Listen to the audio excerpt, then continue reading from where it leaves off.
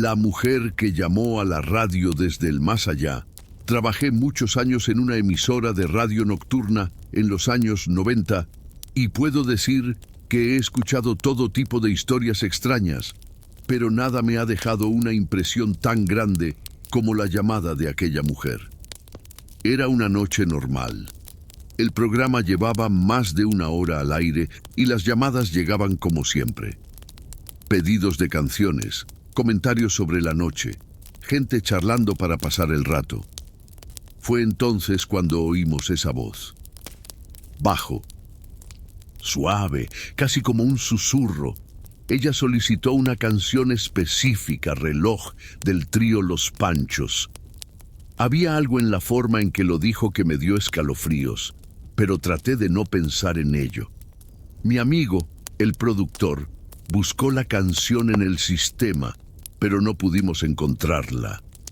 Cuando le pregunté si quería otro, hubo silencio en la línea durante unos segundos antes de que escucháramos un clic agudo y la llamada se desconectara.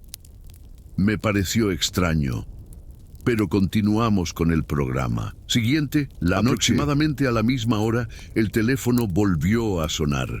Cuando respondí, era la misma voz, la misma petición. Esta vez ya me había preparado. Habíamos encontrado la canción y tan pronto como ella la solicitó, le hice una señal al productor para que la tocara. El primer acorde resonó en el aire y justo cuando comenzaba la melodía, escuché un gracias proveniente de la línea. Pero el teléfono ya estaba muerto. No había nadie más allí. Mi amigo me miró al mismo tiempo, tratando de entender si él también lo había escuchado o si se estaba volviendo loco. El estudio cayó en un silencio incómodo. Esa noche transcurrió con normalidad, pero algo en el aire se sentía diferente. No sé cómo explicarlo. Después de la llamada de la mujer, sentí un peso en el pecho, como si el estudio se hubiera vuelto más frío, más cerrado. Mi amigo bromeó diciendo que quizá habíamos recibido una petición del más allá, pero yo simplemente me reí torpemente y continué con el programa. Alrededor de 1900 las 3 de la mañana, el teléfono volvió a sonar. Un hombre esta vez. Su voz sonó un poco temblorosa y preguntó directamente: «¿La mujer que ordenó Reloj dejó algún nombre?». La pregunta me pareció extraña, pero respondí que no. El silencio del otro lado duró unos segundos antes de que dejara escapar un profundo suspiro. Su voz sonaba mucho como la de mi hermana. Dijo, en un tono que me hizo temblar la nuca: «Mi hermana falleció el sábado pasado». Mi corazón se aceleró. Productor, que me observaba con expresión seria. El hombre continuó hablando. Dijo que Reloj era la canción favorita de su hermana y que cuando eran niños ella solía cantársela cuando no podía dormir. Incluso mencionó que antes de morir ella había dicho que si había alguna manera de decir adiós, encontraría una manera. Y ahora allí estaba él, oyendo su voz en la radio, pidiendo la misma canción que la consolaba.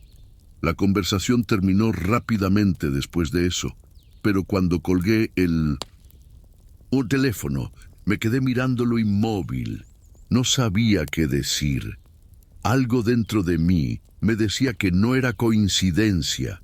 Esa misma mañana, cuando terminó el programa, el productor y yo nos dirigimos a la cabina donde se guardaban los registros de las llamadas.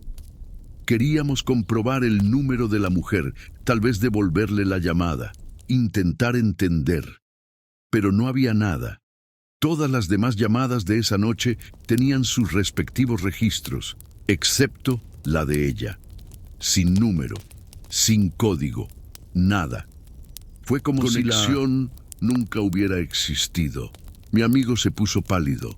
Juró que había respondido al llamado, que había escuchado su voz. Yo también. ¿Cómo fue esto posible? Abandonamos la emisora de radio sin intercambiar muchas palabras. El peso de aquella noche pendía sobre nosotros, como una nube oscura suspendida en el aire. Durante años evitamos hablar de ello. El productor, hasta sus últimos días, insistió en que no se había preparado nada. Cada vez que sonaba reloj en la radio, sentía un escalofrío en la columna. Nunca supe si aquello fue solo una coincidencia muy macabra o si de alguna manera aquella mujer encontró la manera de hacer realidad su último deseo. Pero una cosa sí sé, esa voz, ese susurro de gracias en la línea, todavía resuena en mi cabeza hasta el día de hoy. Después de esa noche, intenté continuar con el programa de manera normal, pero nunca volví a contestar el teléfono sin que me recorriera un escalofrío. Cada vez que escuchaba una voz femenina pidiendo una canción, mi corazón se aceleraba por un segundo, temiendo volver a escuchar ese frío gracias en medio de la transmisión. Pero no pasó nada. La vida continuó, y por un tiempo logré convencerme de que era solo una siniestra coincidencia. Hasta que unas semanas después, un oyente llamó pidiendo escuchar reloj. Mi pecho se apretó. Era una voz masculina, la de un señor mayor, quien dijo que la canción siempre le recordaba a su difunta esposa. La petición fue inocente, pero cuando la canción empezó a sonar, sentí la misma sensación de aquella noche, una pesadez en el aire, un escalofrío recorriendo mi columna. En el momento en que sonaron los primeros acordes de la canción, el sonido de la radio sufrió una ligera interferencia. Un silbido muy bajo, casi imperceptible como estática, suficiente para hacerme contener la respiración. Miré al productor, quien también se dio cuenta. Fueron solo unos segundos, pero en lo profundo del siseo, juro que escuché un susurro. Algo corto, lejano, pero presente. Mi amigo notó mi mirada y meneó la cabeza en silencio, como diciendo, no digas nada. Y no hablé. El programa continuó y la música terminó sin más interrupciones. Pero ese día, cuando salí de la emisora, tuve la extraña sensación de que alguien me estaba observando. Una semana después, un técnico de radio estaba realizando mantenimiento al equipo y mencionó algo extraño. Dijo que encontró un ruido inusual en las grabaciones del programa. No era una interferencia normal ni un problema de frecuencia. Era un sonido aislado, casi como una respiración o un susurro. Cuando dijo eso, sentí un escalofrío recorrer todo mi cuerpo. Le pregunté si podía identificar alguna de las palabras, pero él simplemente se rió incómodamente y dijo, «Si te lo digo no querrás saberlo». Insistí, y él dejó escapar un suspiro antes de decir, «Es como si alguien dijera, escúchame». Esa noche decidí que necesitaba alejarme por un tiempo. No soy supersticioso, pero me estaba afectando más de lo que quería. Admitir. El programa continuó, por supuesto, y la vida continuó. Pero hasta el día de hoy, cuando escucho reloj, recuerdo esa voz, ese gracias al otro lado de la línea. Y me pregunto, ¿realmente encontró una manera de decir adiós? ¿O de alguna manera todavía está tratando de ser escuchada? La videollamada y la sombra en la pantalla. Siempre pensé que las videollamadas durante la pandemia eran una forma de aliviar el aislamiento, una forma de sentirnos más cerca unos de otros, incluso a la distancia. Al principio fue reconfortante saber que aunque estuviéramos encerrados en casa, podíamos reír juntos, jugar juegos en línea e incluso compartir silencios mientras cada uno hacía lo suyo. Pero después de esa noche, nunca más pude estar sola en una videollamada sin sentir un escalofrío recorrer mi columna. Estábamos en una de esas llamadas largas, con todos un poco desconectados. Algunos habían salido a buscar comida, otros estaban jugando y en la pantalla solo quedábamos yo y una amiga más, Erika, Se había levantado para buscar algo a su habitación y su cámara estaba encendida, mostrando solo la puerta entreabierta. Ni siquiera estaba prestando atención hasta que noté una figura oscura parada justo en su puerta. Lo miré fijamente durante unos segundos, esperando que fuera un teatro de sombras o mi imaginación jugándome una mala pasada. Pero no fue así. La figura estaba allí, quieta, sin moverse. Iba a preguntar si alguien más estaba viendo esto, pero antes de poder decir algo llamó mi atención en mi propia cámara. Mi habitación estaba vacía, lo sabía, pero en mi pantalla, en el rincón más oscuro junto a mi escritorio, había una cara. Pálido, con ojos hundidos y vacíos, mirándome fijamente. El susto fue tan grande que se me cayó el móvil al suelo. Mi corazón se aceleró y un escalofrío absurdo recorrió mi columna. Corrí a encender todas las luces de la habitación, tratando de encontrar alguna explicación. Nada. No había nadie allí. Pero cuando volví a mirar la pantalla de la computadora, la figura seguía allí, solo que más lejos, como si se retirara a la oscuridad. Apagué todo inmediatamente. Cerré la computadora portátil con tanta fuerza que casi se rompió. Después de eso pasé la noche en la sala, sin atreverme a volver al dormitorio. Al día siguiente traté de racionalizar. Tal vez fue un problema con la cámara, una falla en la transmisión. Pero algo dentro de mí sabía que no era así. Se lo conté a mis amigos, y Erika guardó silencio un rato antes de decir que esa misma noche había tenido un sueño extraño. Ella dijo que soñó que alguien estaba parado en la puerta de su habitación, observando. Después de ese día, nunca más volví a dejar una videollamada abierta cuando estaba sola. Fuera lo que fuese, parecía demasiado real. Como si algo estuviera usando esa conexión para mirarme directamente. Era tarde en la noche cuando terminé mi turno como taxista. Solo quería llegar a casa, ducharme y dormir. Pero en la entrada del cementerio vi a un hombre levantando la mano pidiendo que lo llevara. No era la primera vez que alguien tomaba un taxi allí, así que no me pareció extraño. Subió al coche sin decir mucho, solo mencionó una dirección que, casualmente, estaba en mi camino. Acepté sin pensarlo 2 veces. Justo al principio del viaje sentí un olor extraño dentro del coche. Era un fuerte olor a tierra mojada, como si alguien acabara de cavar un hoyo profundo. Miré por el espejo retrovisor y me di cuenta de que el hombre estaba sucio. Muy sucio. Su ropa parecía estar cubierta de polvo y barro, y mantuvo la cabeza gacha todo el tiempo, sin hacer contacto visual. Intenté entablar conversación, pero no respondió. Él simplemente permaneció allí, inmóvil, mirando al vacío.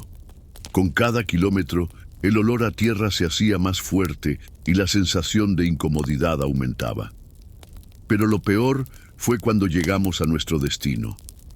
Era una casa vieja, sin luces, con aspecto abandonado. El hombre descendió lentamente, como si cada movimiento requiriera un esfuerzo inmenso. Antes de entrar, se detuvo y simplemente dijo: «No te vayas todavía, espera». Quería salir de allí lo más rápido posible, pero algo en su forma de hablar me hizo obedecer. Poco después, reapareció en la puerta de la casa y caminó hacia mí. Sus pasos eran extraños, rígidos, como si sus articulaciones no funcionaran correctamente. Cuando se acercó, extendió la mano y me entregó un billete de dinero arrugado. Lo que me dejó paralizado en ese momento no fue el dinero en sí, sino la sensación de que ese hombre no estaba vivo. Sus ojos parecían demasiado hundidos, su piel tenía un tinte verdoso, casi enfermizo. Acepté el dinero con vacilación y él simplemente se dio la vuelta y entró en la casa. Él no miró hacia atrás. Cuando llegué a casa, todavía sentía un escalofrío recorriendo mi columna. Tiré las llaves sobre la mesa y fui directo al baño. Mi cuerpo estaba tenso, como si hubiera cargado un peso enorme. Mientras me lavaba la cara, el olor a tierra mojada todavía parecía persistir en mi nariz. Miré mis manos y vi que estaban sucias, como si yo mismo hubiera cavado un hoyo. El problema fue que no había tocado nada sucio. Fui a la sala y me tiré en el sofá, tratando de olvidar lo sucedido. Fue entonces cuando me acordé del dinero. Saqué la nota de mi bolsillo y la examiné más de cerca. Era un billete antiguo, mucho más antiguo que cualquier dinero en circulación. El papel estaba amarillento y casi se desintegraba entre mis dedos. Lo más extraño, parecía tener un fuerte olor a tierra, como si hubiera estado enterrado durante mucho tiempo. Me quedé mirando ese dinero sin saber qué hacer. Una parte de mí quería tirarlo, pero otra parte decía que todo estaba en mi cabeza. Decidí quedármelo, pero esa noche no pude dormir bien. Cada vez que cerraba los ojos, soñaba con el hombre del taxi.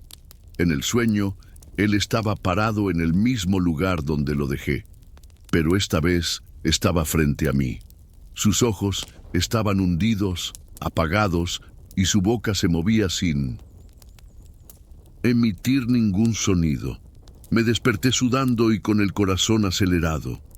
Miré la mesita de noche y vi que el billete seguía allí, arrugado de la misma forma. Un pensamiento cruzó por mi mente. ¿Qué pasaría si volviera por el cambio? En los días siguientes intenté olvidar la historia y seguí con mi rutina. Pero cada vez que conducía de noche, sentía un escalofrío al pasar por el cementerio. Empecé a evitar esa ruta, como si algo me dijera que ya no debía ir allí. Hasta el día de hoy, no sé si era real o si simplemente estaba agotada y lo imaginé todo. Pero una cosa es segura, nunca más volveré a aceptar un pasajero frente a un cementerio. El taxi que se llevó a un muerto. Llevo más de 15 años trabajando como taxista. Y si hay algo que he aprendido en todo este tiempo es que las primeras horas de la mañana traen a los pasajeros más extraños. Algunos demasiado borrachos para saber dónde viven, otros demasiado tranquilos para parecer normales. Pero nada, absolutamente nada, me preparó para lo que sucedió esa noche. Eran casi las 3 de la mañana y me dirigía a casa después de un largo turno. Ya estaba exhausto y contaba los minutos hasta poder acostarme en mi cama. Fue entonces, cuando pasé frente al cementerio de la ciudad, que vi a un hombre parado al otro lado de la calle, levantando la mano, pidiendo un taxi. Dudé por un segundo. No había nadie alrededor, y la forma en que él estaba allí parado, sin prisa, me dio escalofríos. Pero he recogido tantos pasajeros extraños que he decidido parar. Cuando subí al coche, sentí un fuerte olor a tierra mojada. Era un olor fuerte, como el que se huele en las tumbas recién cavadas. El hombre me dio una dirección que casualmente estaba a solo unas cuadras de mi casa. Me pareció conveniente y comencé a conducir, pero algo no estaba bien. En el espejo retrovisor vi que estaba sucio, con la ropa cubierta de polvo y barro, como si se hubiera revolcado en el suelo. Pero lo que más me molestó fue el silencio. No dijo ni una palabra durante todo el camino. Intenté entablar una conversación, como siempre hago, pero él simplemente permaneció allí, inmóvil, mirando al frente. Después de un tiempo, me rendí. El silencio se hizo tan pesado que empecé a sentir que el aire dentro del coche se enfriaba, como si la temperatura hubiera bajado unos grados. Aún así, continué hacia mi destino, una casa vieja y oscura que parecía abandonada. Cuando detuve el coche, por fin se movió. Abrió la puerta lentamente y antes de salir me miró y me dijo: «No te vayas todavía. Espera». Mi primera reacción fue querer salir de allí lo más rápido posible. Pero algo en su voz, la forma en que lo dijo, me hizo quedarme. Caminó hacia la casa, sus pasos extraños, casi rígidos, como si tuviera dificultad para moverse. Observé, agarrando firmemente el volante, tratando de decidir si debía irme o no. Unos minutos después, regresó sosteniendo un billete de dinero arrugado. Extendió la mano y me la entregó. Lo que me puso la piel de gallina no fue solo el hecho de que el dinero estuviera increíblemente sucio y viejo, sino la forma en que se movía. Era como si no tuviera control completo sobre su propio cuerpo. Parecía una muñeca guiada por alguien. Tan pronto como tomé el dinero, se dio la vuelta y entró en la casa sin decir nada. Miré por la ventana, esperando que se encendiera una luz, un sonido, cualquier cosa que indicara que la casa no estaba vacía. Pero no pasó nada. El silencio allí era tan intenso que podía oír los latidos de mi propio corazón. Había visto muchas cosas extrañas en mi vida, pero eso me inquietaba.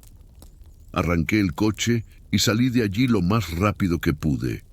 Cuando llegué a casa, me senté a la mesa de la cocina y tiré el dinero sobre la mesa. Lo miré fijamente, tratando de comprender qué había sucedido. El papel era viejo, amarillento, pero todavía válido. Durante días me pregunté si debería haber ahorrado ese dinero, si era algún tipo de prueba de lo que había experimentado. Pero al final, la necesidad habló más fuerte. Utilicé el dinero para alguna compra. En el momento que entregué la nota, sentí un escalofrío recorrer mi columna. Nunca más volví a pasar por ese cementerio al amanecer. Nunca más recogí pasajeros en esa zona. Pero hasta el día de hoy me pregunto, ¿ese hombre estaba realmente vivo cuando se subió a mi auto? El niño azul. Desde pequeña, Clara siempre tuvo un amigo imaginario al que llamaba Blue Boy. Al principio, su familia pensó que era gracioso. Los niños hacen amigos todo el tiempo, especialmente cuando pasan mucho tiempo solos.